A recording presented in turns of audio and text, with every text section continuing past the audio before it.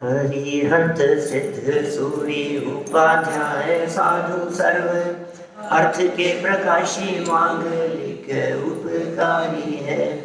तिनको स्वरूप जान रागते भई जो भक्ति काय को नवाई स्तुति को ऊंचाई है। धन्य धन्य तिन्हि ते काज सब राज भये कर जोड़े बारे बारे वंदना हमारी है। मंगल कल्याण सुख सो हम चाहते हैं। ओ मेरी ऐसी दशा जैसी तुमदारी है। ओ मेरी ऐसी दशा जैसी तुमदारी है। ओ मेरी ऐसी दशा जैसी तुमदारी है।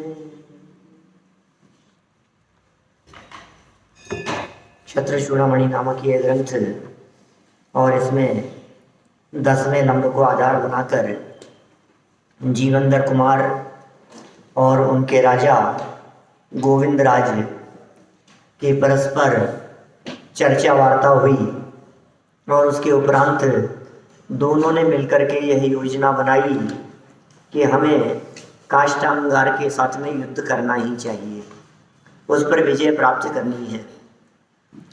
काष्ठांगार ने बहाना बनाकर पहले ही चिट्ठी भेज दी थी कि मेरे ऊपर राजा सत्येंद्र की हत्या का इल्जाम लगाया गया है, लेकिन सच्चाई यह है कि वो कहीं हाथी ने जो पागल हो गया था उसने मार दिया और मेरे पाप कर्म की वजह से इल्जाम लगा दिया गया। इसलिए मैं ये चाहता हूँ कि तुम मुझसे मित्रता कर लो, ऐसी बात उसने व्यक्त की काष्ठांगार ने राजा गोविंदराज से। गोविंदराज अपने मंत्रियों के सहयोग से इस बात को समझ गए कि ये बेवकूफ़ बना रहा है और बात तो स्वीकार की राजनीति के तहत, लेकिन प्रकट नहीं होने दी।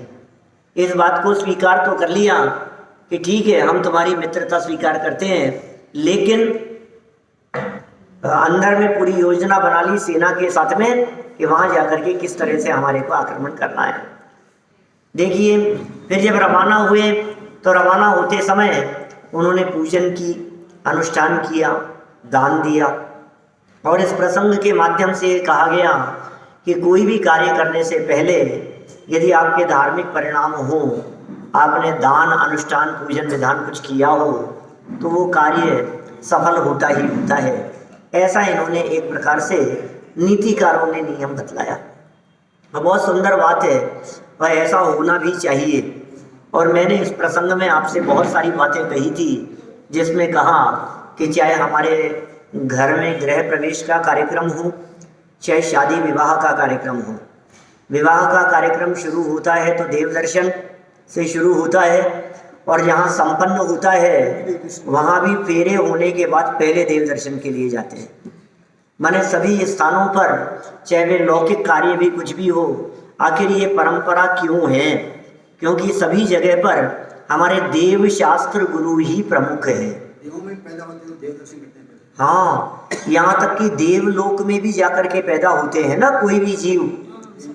कोई जीव मर करके यहाँ से देवगति में चला गया तो जन्म होते ही सबसे पहले उनकी आवश्यक क्रियाएं होने के उपरांत उसे जिनेंद्र देव के दर्शन करने के लिए अकृत्रिम चैत्यालय में ले जाया जाता है। ऐसा ही नियम है। हाँ, मिथ्या दृष्टि हो, सम्यक दृष्टि हो, कोई भी हो, सब भी जिसका जन्म होगा एक बार तो वहां जाएगा। फिर भविष्य में वो उसे अपनाए या न अपनाए, भविष्य में जाए या नहीं जाए। हम लोग भी तो यहाँ ऐसा ही करते हैं। 40 दिन के हो जाने पर जब शुद्धि होती है तो फिर सबसे पहले मंदिर ले जाते हैं, मंदिर का कार्यक्रम, और फिर नियम दिलाते हैं कि भाई 8 वर्ष की उम्र तक जिम्मेदारी माता पिता की रहेगी। और फिर उसके बाद तो कितने ही जैनी ऐसे दिखते हैं जिन्होंने मंदिर के दरवाजे ही छोड़ दिए, दर्शन ही नहीं करते। अब करे तो करे, नहीं करे तो नहीं करे, कौन क्या करे। लेकिन जो लोग दर्शन नहीं करते जीवन भर, उन लोगों ने भी जब 40 दिन के हुए थे तो मंदिर तो गए थे। पर जो देव गति में गया वो तो देव ही है, वो कैसे मिथ्या तो कैसे हो? देव मतलब भगवान नहीं है, देव गति के तो चतुर्गति वाले जीव है ना। देव गति के जीव तो परिभ्रमण करते रहते हैं, वो भगवान वाले देव अलग है। देव शास्त्र गुरु वाले वे सच्चे देव हैं, वे वीतरागी और सर्वज्ञ देव हैं, वे अरिहंत और सिद्ध देव हैं। जो देव शास्त्र गुरु जब हम बोलते हैं, देव शास्त्र गुरु में जिनकी पूजन की जाती है वे देव तो सच्चे देव हैं, वीतरागी सर्वज्ञ हैं। लेकिन जिन देवों को चतुर्गति के देव कहा गया है वो तो मिथ्या दृष्टि सम्यक दृष्टि कोई भी हो सकती, वे तो परिभ्रमण कर रहे हैं, वे तो दुखी हैं। माने देव गति में भी ये जीव चला जावे तो सुखी नहीं है, दुखी ही है। चलिए ये सब बातें बतलाने के उपरांत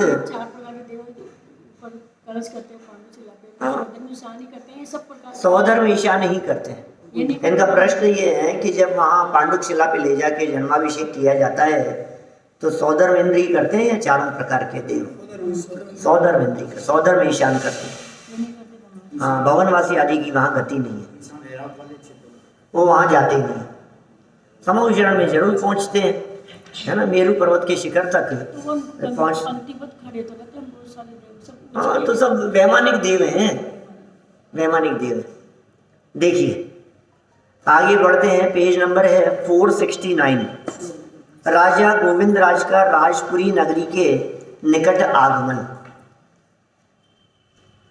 अथ राजपुरीं प्राप्य राजा कैश्चित् प्रयाण कई, निकषा तत्पुरीं क्वापि निषसाद महाबल। इसके अनंतर बड़ी भारी सेना का स्वामी यह गोविंद राज कई पड़ाव डालने के अनंतर राजपुरी को प्राप्त कर उस राजपुरी नगरी के समीप कहीं पर ठहर गया। देखो ये उस जमाने की बात है जिस जमाने में फ्लाइट तो होती ही नहीं थी, क्या अन्य आवागमन के साधन भी नहीं होते थे। बस लेकर के चले गए साहब, बसों में जा रहे हैं और डायरेक्ट वहीं पहुंचेंगे। अरे भाई साहब पैदल चलते थे सिपाही, हाथी घोड़ों पर तो महान लोग चला करते थे, बड़े लोग चला करते थे, राजा महाराजा चला करते थे हाथी घोड़ों के ऊपर, सवारियों के ऊपर। बाकी पूरी सेना और पूरा का पूरा लवाजमा सबके लिए हाथी घोड़े थोड़ी ना लगेंगे, सब पैदल पैदल चलते थे। और धीरे धीरे दिन भर में सुबह से निकले और शाम तक 18-20 किलोमीटर चलने के बाद फिर कहीं पड़ाव डाल लिया करते थे और फिर दूसरे दिन सुबह निकलते थे। ऐसा जमाना था। जब यहाँ से लेकर श्रवण बेलगोला तक पहुँचने में ये जो टोडरमल जी हैं अपने ऊपर विराजमान, इन टोडरमल जी को 4 महीने लगे थे। 4 महीने, बोलो 300 साल पुरानी बात है। बैलगाड़ी का जमाना था, लेकिन बैल भी तो थकते हैं, दिन भर में कितना किलोमीटर चलेंगे। जाकर के रुकते रुकते रुकते रुकते 4 महीने में पहुंचे वहां। क्या रास्ते में रुकेंगे, खाना खाएंगे। बैल भी तो दिन में भोजन करने वाले होते हैं, जानते हैं ना आप लोग, रात को नहीं खाते, गाय भैंस बैल वगैरह। चलिए देखिए सरल अर्थ, बड़ी भारी सेना का स्वामी राजा गोविंदराज रास्ते में अनेक स्थानों पर पड़ाव डालते हुए, पड़ाव माने साध्य, किसी जगह पर रुक जाना, पूरा टेंट तंबू बांध देते वहां रुक जाना है, पड़ाव डाल दिया उन्होंने। ऐसा डालते हुए राजपुरी नगरी के निकट पहुंचे और उसके समीप ही एक सुरम्य उद्यान में ठहर गए। राजपुरी नगरी के पास सुरम्य माने रम्य माने रमणीय, सुंदर, सुरम्य माने विशेष रूप से सुंदर, और उद्यान माने बाग बगीचा। देखो आप पूरा का पूरा इन्होंने टेंट तंबू लगा रखे हैं, ऐसा दिख रहा है चित्र में, कितना सुंदर दृश्य दिखाई दे रहा है। विशेषार्थ यहाँ प्रश्न हो सकता है कि राजा गोविंदराज सीधे राजपुरी नगरी में क्यों नहीं पहुंचे, नगरी के निकट उद्यान में ही क्यों ठहरे? उत्तर, उत्तर यह है कि राजा जैसे पुण्यवान पुरुषों का नगर प्रवेश आदि अकस्मात नहीं होता है। उनके स्वागत सत्कार आदि के लिए विशेष कार्यक्रम पहले ही निश्चित होता है। ऐसे थोड़ी ना चले जाएंगे अंदर, तो पहले से पूरी योजना है कि आप वहां जाकर के ठहरेंगे। ऐसे थोड़ी बारात सीधे दरवाजे पर आ जाए, बाहर से आ रही है तो पहले कहीं ठहरेंगे, फिर उसके बाद में बारात तैयार होगी, फिर कितने बजे वहां से निकलेंगे। तो तुम्हारा नक्की है कि भाई बारात वहां तक तो आ गई, अब ये सब निकलेंगे ना तैयार होकर के, फिर हम यहाँ पर इनका स्वागत करेंगे। माने पूरी तैयारी और प्लानिंग के साथ में काम चलता है। दूसरी महत्वपूर्ण बात यह भी है कि राजा गोविंद राज के मन में इस समय काष्ठांगार से राज्य छीनकर राजपद अपने भांजे जीवनधर कुमार को सौंपने की पक्की योजना है। यदि वे सीधे ही नगर में प्रवेश करते तो वे पूर्व नियोजित महत्वपूर्ण कार्य कैसे कर पाते। सेना के साथ में कुछ पूरा योजना बनानी है, तुम यहाँ ठहरो, इधर से जाना इस नगरी के अंदर, इधर से पूरी योजना कैसे कर पाते वे डायरेक्ट पहुंच जाते तो। अतः नगर में प्रवेश न करके नगर के समीप ही उद्यान में ठहर गए, जिससे भविष्य के लिए स्वतंत्रता पूर्वक कार्य योजना पर विचार विमर्श किया जा सके तथा राजा काष्ठांगार की क्रिया प्रतिक्रिया भी जानने में आए। काष्ठांगार का कपटपूर्ण व्यवहार, लो ये भी तो दुष्ट है काष्ठांगार। प्राभृतं प्रायणोत्तस्य काष्ठांगारो मुधामु हंत कापटिकालोके बुधायन्ते हि मायया। काष्ठांगार ने उस गोविंद राज के पास व्यर्थ बार बार बहुत सी भेंट भेजी। खेद है कि निश्चय से संसार में कपटी लोग माया से पंडित पुरुषों के समान आचरण करते हैं। किस किस की बात कह रहे हैं? कपटी लोग, नीतिकारों की नीति है, जो लोग कपटी हैं, जो लोग मायाचारी हैं, ये बहुत खेद की बात है कि वे ऐसा आचरण करते हैं जैसे कोई पंडित पुरुष हो, जैसे कोई साधु पुरुष हो, जैसे कोई सज्जन पुरुष हो। इस तरह का आचरण उनका दिखाई देता है। सर्वार्थ दुष्ट काष्ठांगार राजा गोविंद राज के पास अपनी मित्रता का प्रदर्शन करता हुआ पुनः पुनः अनेक प्रकार की भेंट सामग्री भेज रहा है, क्योंकि संसार में कपटी मनुष्य छल कपट से विद्वानों के समान व्यवहार करते हैं। इसका महान खेद है।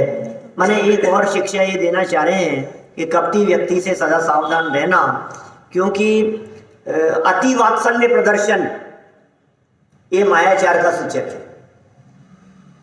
ओवर रिएक्ट जिसको कहते हैं ना, ये ऐसा जहां आपको फील हो वहां समझ लेना दाल में कुछ ना कुछ काला है। विशेषण जैसे बिल्ली आंखें बंद करके दूध पीती है, उस समय अपने संतोष के लिए भले ही यह जाने कि मुझे कोई देख नहीं रहा है, लेकिन दूध का मालिक डंडा मारकर बिल्ली को अपराध का दंड देता है। आंख बंद करके पी रही है, मुझे कोई देख नहीं रहा है। आपको कौन देख रहा है? मेरे को आंखें बंद, कोई नहीं है, देखो कोई नहीं है। वह अपने मन में ऐसा सोच लेती है बिल्ली, लेकिन जो दूध का मालिक है वो डंडे मार करके उसे सजा देता है। वैसे ही काष्ठांगार यह समझ रहा है कि मेरी कूटनीति कोई नहीं समझ पाएगा, तथापि राजा गोविंद राज राजपद पर जीवनधर कुमार को बिठाने की पूरी योजना बना रहे हैं, जिससे काष्ठांगार राजा तो रहेगा ही नहीं, उसका जीना भी संभव नहीं होगा। देखो आप, मायाचारी व्यक्तियों की मायाचार को समझ भी लो तो उसे व्यक्त नहीं करना, समय आने पर व्यक्त करना, ऐसा कह रहे हैं। राजा गोविंद राज की प्रतिक्रिया। प्राभृत में तस्मै प्राहेषित स्वामी मातुलः आसमीत निष्पत्तेराराध्या खलु वैरिष्णः। जीवनधर कुमार के मामा ने भी इस काष्ठांगार के लिए भेंट के बदले में भेंट भेजी। प्रत्युपकार होता ही है ना ऐसा, उन्होंने आपको कुछ दिया, और ये आजकल के ज़माने में कहलाती है रिटर्न गिफ्ट, यानी उनकी तरफ से कुछ दिया गया तो अपनी तरफ से भी उनको कुछ न कुछ रिटर्न भेजा गया। निश्चय से अपने मनोरथ की सिद्धि पर्यंत शत्रु भी आराधना करने योग्य होते हैं। माने जब तक अपना काम सिद्ध नहीं हो तब तक शत्रु भी ऐसे होते हैं जिनकी आराधना की जावे।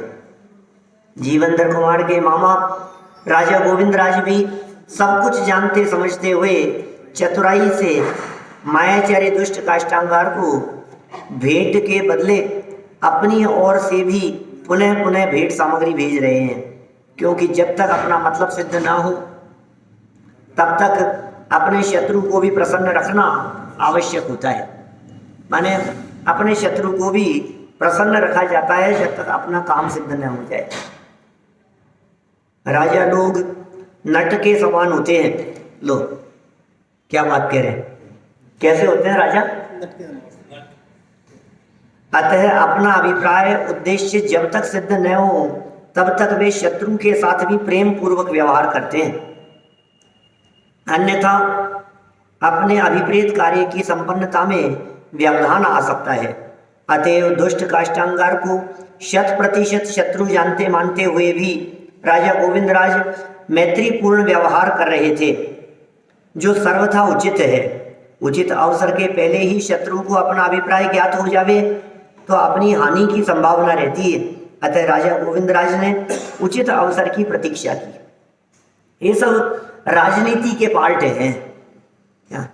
माने राजनीति ये कहती है कि आप शत्रु के साथ भी मित्रता का व्यवहार करो, मित्रता का व्यवहार करो, लेकिन ये भूल मत जाओ कि ये हमारा शत्रु है, इस पर किस तरह से विजय प्राप्त करनी है। क्योंकि आपने थोड़ी बहुत भी कुछ विपरीतता दिखाई तो सामने वाला बहुत कठोरता से आपके ऊपर प्रहार कर सकता है।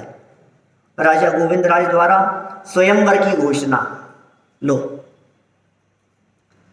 कन्या शुल्क तयालोके यंत्र भेदम घोषयत उपाय पृष्ठ रूढ़ाई कार्यनिष्ठा निरंकुशा।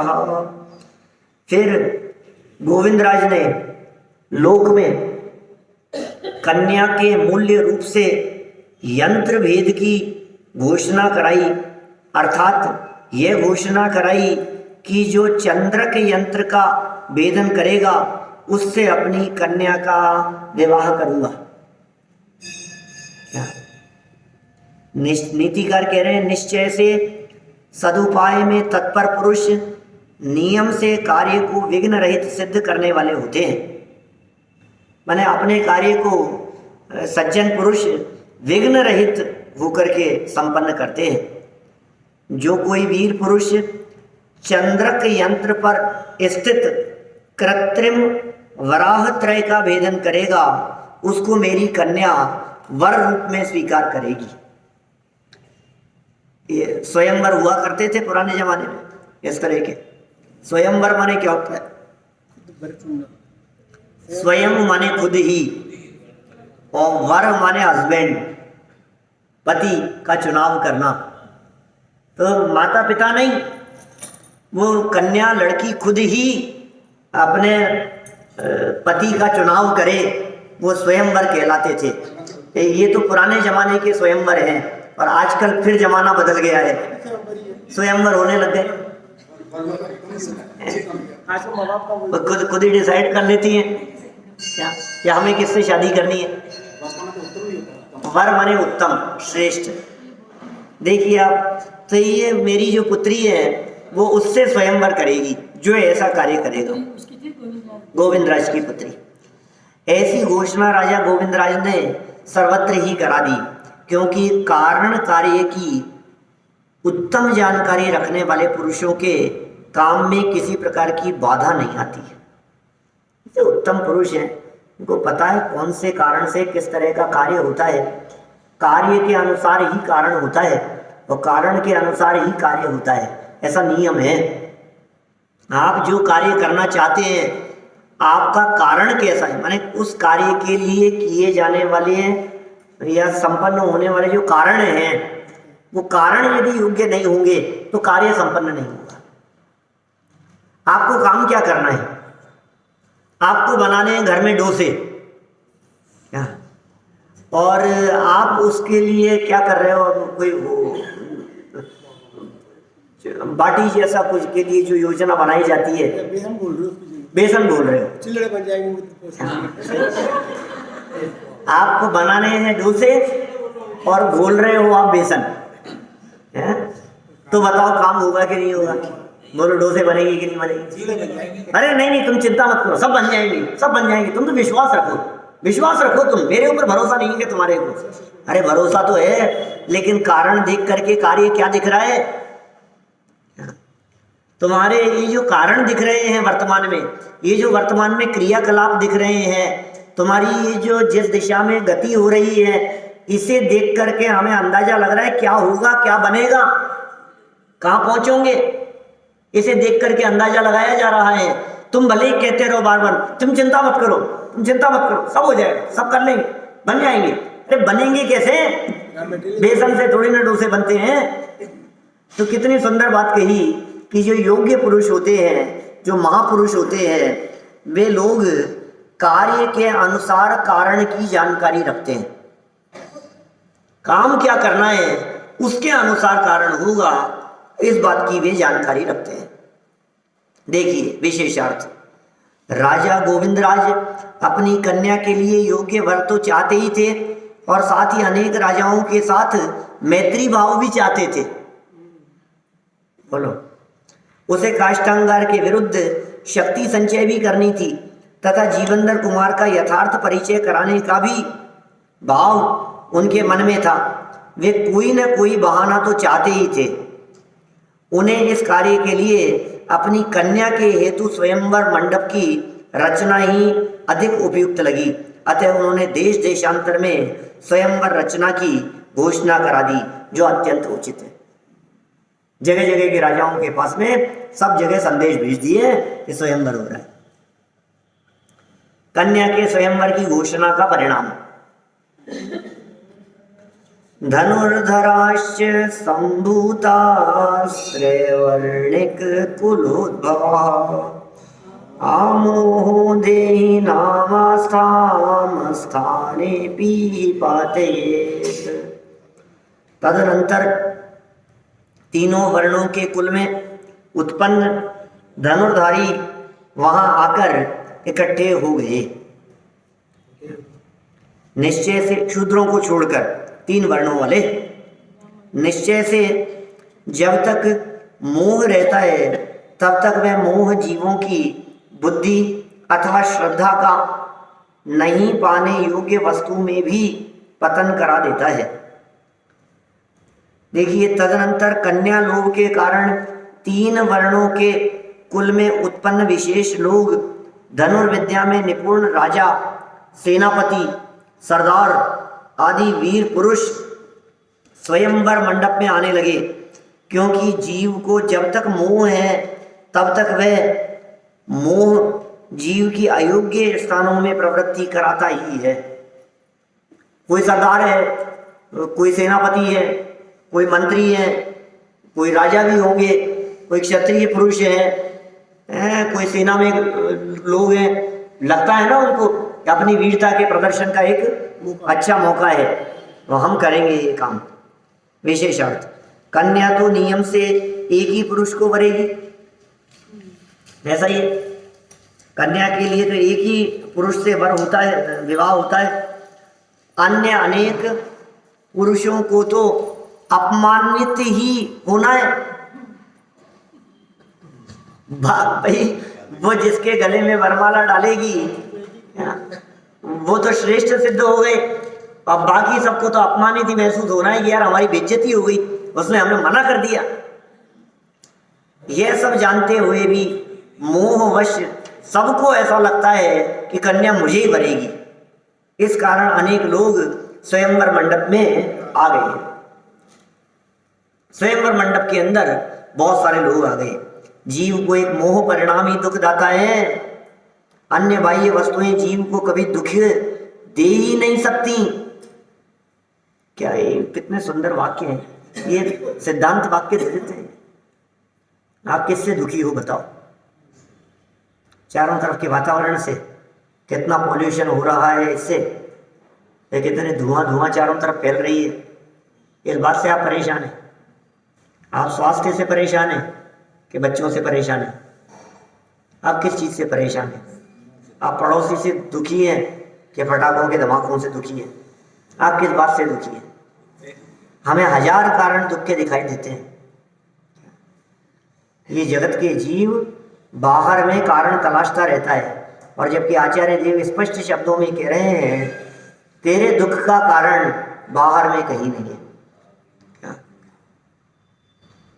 मोह दुख का घर है, हमने आज सरासर देखा है। आत्म धन के आगे झूठा जग का सारा लेखा है। मोह दुख का घर है, ये फीलिंग में आना चाहिए कि हम दुखी किसी दूसरे कारण से नहीं है, हम दुखी एकमात्र मोह के कारण से है।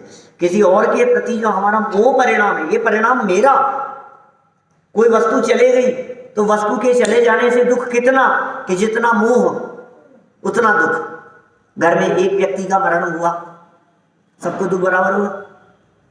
हाँ यार, किसी के पिताजी लगते हैं, किसी के दादाजी लगते हैं, किसी के मामा जी लगते हैं, किसी के चाचा जी लगते हैं, किसी के नाना जी लगते हैं, किसी के जेठ जी लगते हैं, किसी के देवर लगते हैं, किसी के बच्चे हैं, किसी के भाई हैं। अलग अलग संबंध हैं सबके, सबको दुख बराबर होगा। बोलो। जितना निकट मोह जितना ज्यादा मोह निकट नहीं, मोह जितना ज्यादा। सवाल निकटता का नहीं है, मोह का है। सवाल मोह का है। एक पिता के चार पुत्र, चारों पुत्रों को बराबर दुख नहीं। जिसका मोह जितना ज्यादा उसको दुख उतना ज्यादा। अरे कई स्थानों पर तो ऐसा भी हो जाता है कि जो निकट का होता है वो तो मारता है जान से, और जो दूसरा व्यक्ति होता है वो मोह के कारण वो ज्यादा दुखी होता है। बोलो। ये जितने मुस्लिम शासक हैं इन सब ने अपने पिता की हत्या करके राज्य हड़पा है। कैसा काम हुआ? अब आप कहोगे साहब मोह, अरे काय का मोह? जहां मोह है, ये जो संबंध रिलेशन नहीं, जहां मोह है वहां दुख होगा। उनसे पूछो तुम्हारे पिताजी है? काय के पिताजी? कुछ नहीं, हमारे कोई पिताजी, कोई मतलब नहीं। अब ये देखो आप, इसका मतलब जहां मोह है तकलीफ तो वहां है, मोह ही नहीं है तो तकलीफ किस बात की? तन से जिसका एक के नहीं हो, अब बतलाओ, अब उसका पिता चले जावे, अब उसके पुत्र चले जावे, अब उसके सगे संबंधी चले जावे, अब उसका धन वैभव परिवार चला जावे, उसको कितनी तकलीफ होगी। अरे जिसका शरीर के प्रति अपनापन नहीं है, बाकी में तो क्या दम है फिर? जब मेरा शरीर के प्रति अपनापन नहीं है तो फिर मेरी किताब चले जावे, मेरा मोबाइल टूट जावे, क्या दम है? जब हम ये ठान करके बैठे हैं कि एक दिन ये शरीर ही चला जाएगा, ये शरीर ही मेरा नहीं है, तो फिर किसी दूसरी वस्तु के साथ में अपनापन कैसे हो सकता है? और जब जगत की किसी भी वस्तु के साथ में अपनापन नहीं है तो फिर इस जीव को दुखी कौन कर सकता है? जिस व्यक्ति को मरण की परवाह नहीं, मौत की परवाह नहीं करता हो जो व्यक्ति, उसे कोई व्यक्ति दुखी करके बताए? करे कोई दुखी? ये देख, छीन लूंगा, चश्मा तोड़ दूंगा तेरा, देख मोबाइल छीन लूंगा, नहीं पैसे छीन करके ले जाऊंगा, ले जा, सब कुछ लूट लेंगे, ले जाओ भाई साहब, जान से मार दूंगा। कि यार जान से मत मार यार। अब जो व्यक्ति ये कह रहा है कि मुझे जान से मरने की भी परवाह नहीं है, अब उस व्यक्ति को कोई व्यक्ति धन या पेन ले ले, क्या फर्क पड़ने वाला है? ले ले, तेरे को ज्यादा जरूरत होगी इस पेन की, हमसे ज्यादा जरूरत है, ले ले, क्या बताएं तेरे को? माने दुख का मूल कारण मोह है।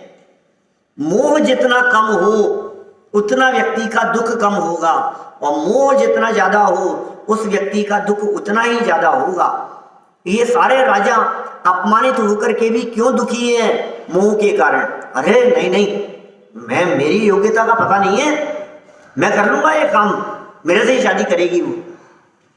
जबकि बात पक्की है, 100-200 राजाओं में से एक ही को चुनेगी वो, और बाकी के जो हैं 99, 100 में से एक को चुना, और बाकी 99% लोग तो फेल ही होने वाले।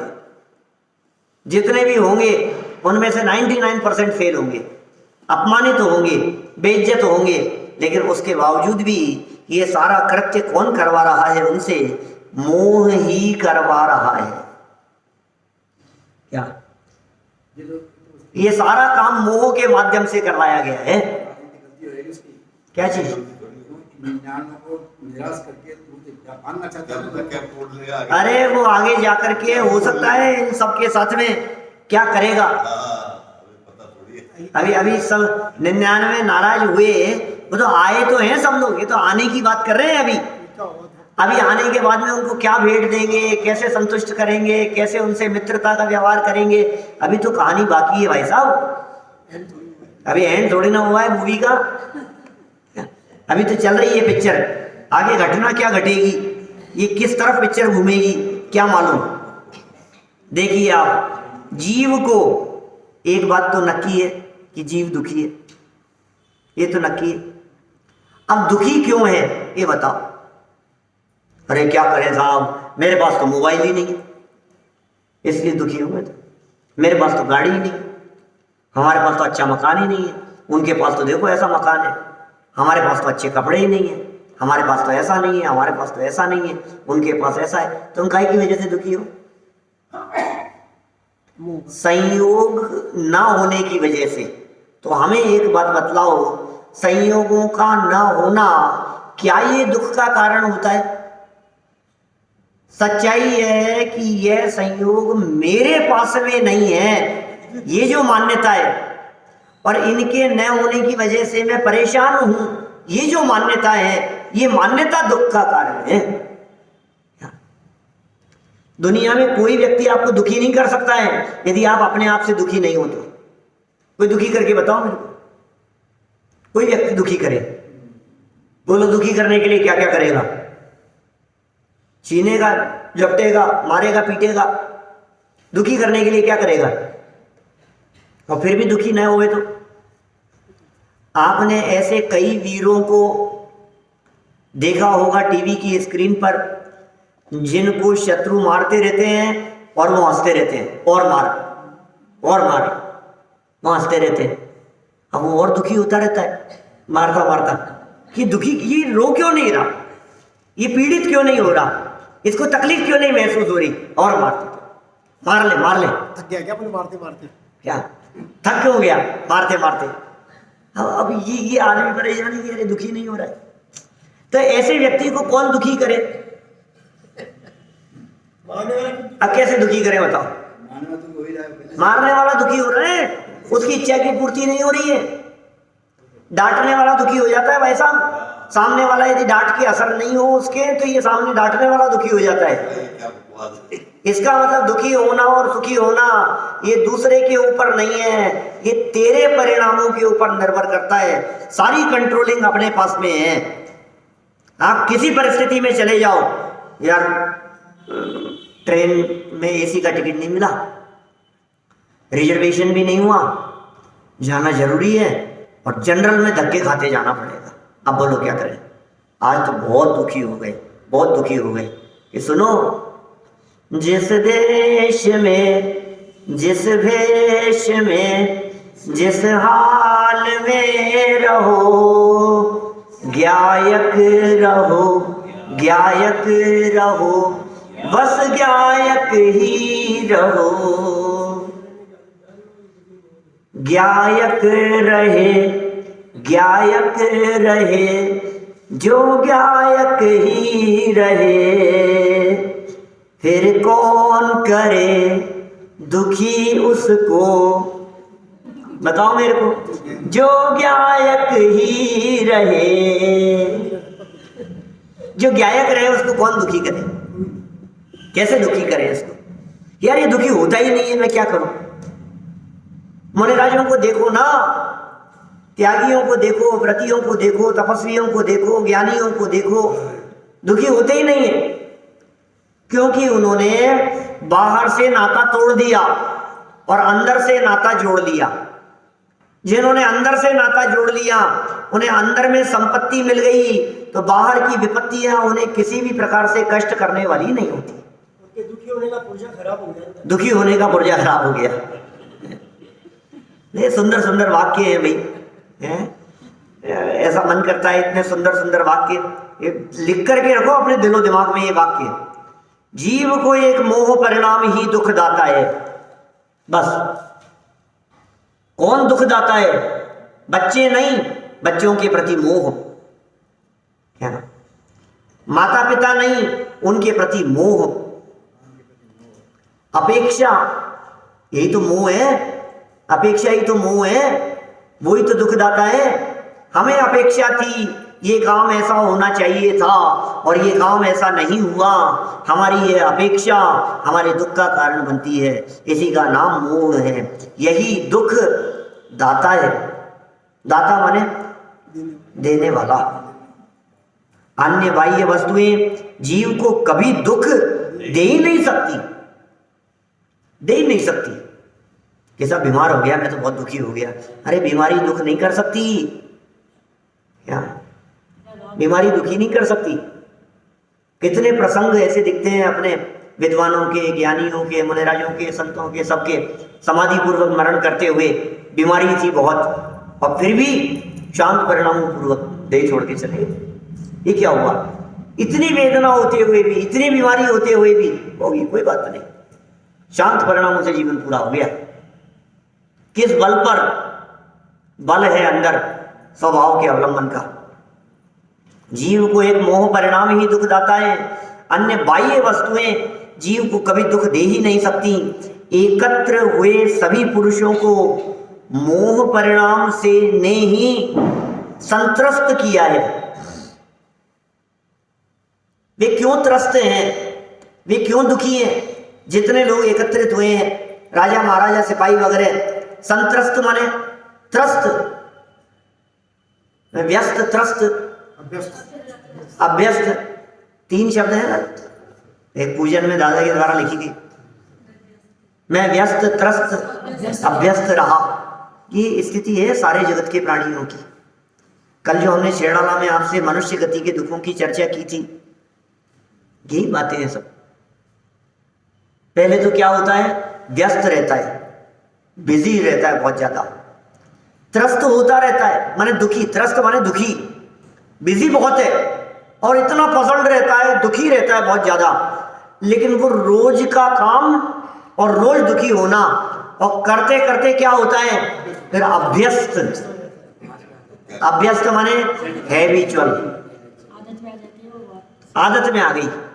अब हमारे वही रूटीन, अब वो तकलीफ जैसी नहीं दिखती है। जैसे किसी व्यक्ति की रोजाना डांट खाने की आदत हो ना, क्या? तो पहली बार डांट खाई थी तो बहुत दुख हुआ था, फिर दोबारा फिर तकलीफ हुई थी। अब धीरे धीरे करके अब उसकी आदत सी बन गई है, ये तो डांटते ही रहते हैं। हाँ ऐसा ही, अभी ऐसा ही चलता है सब जगह पर। ऑफिस में काम करने वालों की बात हो, चाहे कहीं दुनिया में घर में काम करने वाले नौकरों की बात हो, सर्वेंट, किसी की भी बात समझ लो आप, वो अभ्यस्त हो जाता है। खुद की बात समझ लो आप, रोजाना घर के काम करते करते करते करते करते अभ्यस्त हो जाते हैं आप। ऐसा नहीं है कि आपके उस अभ्यस्तपने में तकलीफ नहीं है, तकलीफ तो है, लेकिन वो आदत बन गई है इसलिए छूटती नहीं है, अभ्यस्त हो जाता है। ये यहीं कह रहे हैं इस तरह की बात। एक हुए, एकत्र हुए, एक ही जगह पर आए हुए सभी पुरुषों को मोह परिणाम ने संत्रस्त किया है, त्रस्त किया है, दुखी किया है। मोह को अनेक बार लोभ भी कहते हैं। आप जानते हैं मोह, क्रोध, मान, माया और लोभ। तो क्रोध और मान ये तो द्वेष रूप कषाय हैं, माया और लोभ ये राग रूप कषाय है। मायाचार और लोभ, तो लोभ को क्या कहते हैं? मोह। पर वस्तुओं को एकत्रित करने के प्रति जो अपना अपनापन है वो लोभ भी है और वो मोह भी है। मोह में पढ़ के कहता है मेरे, तो अनेक बार ऐसा भी कहते हैं। अतः लोभ पाप को बाप बखाना, ऐसी उक्ति भी प्रचलित है जगत में। यह बात भी बहुत प्रचलित है कि लोभ को पाप का बाप कहा गया है। और लोभ ऐसा पाप का बाप इसलिए कहा गया है कि दुनिया में कौन सा ऐसा अनर्थ है जो लोभियों के माध्यम से नहीं किया जाता हो। सारे पाप करा देता है लोभ। लोभ के कारण व्यक्ति हिंसा कर देता है, लोभ में झूठ बोलता है, लोभ के कारण चोरी करता है। स्त्रियों और पर स्त्रियों के प्रति लोभ का जो परिणाम है उससे कुशील व्यभिचार रूप पाप होते हैं। परिग्रह संचय रूपी जो लोभ है और इकट्ठा कर लूं, उससे ये परिग्रह पाप होता है। दुनिया में ऐसा कौन सा पाप है जो लोभियों के जीवन में न देखा जाता हो। यहाँ तो विवाह का लोभ है, स्त्री के प्रति लोभ है। इस लोभ के कारण इतने योद्धा यहाँ एकत्रित हो गए। अब ये बड़े बड़े धनुर्धारी योद्धा भी उसको भेदने में असफल हुए। इसकी चर्चा अपन कल आगे बढ़ाएंगे। अभी की बात हुई।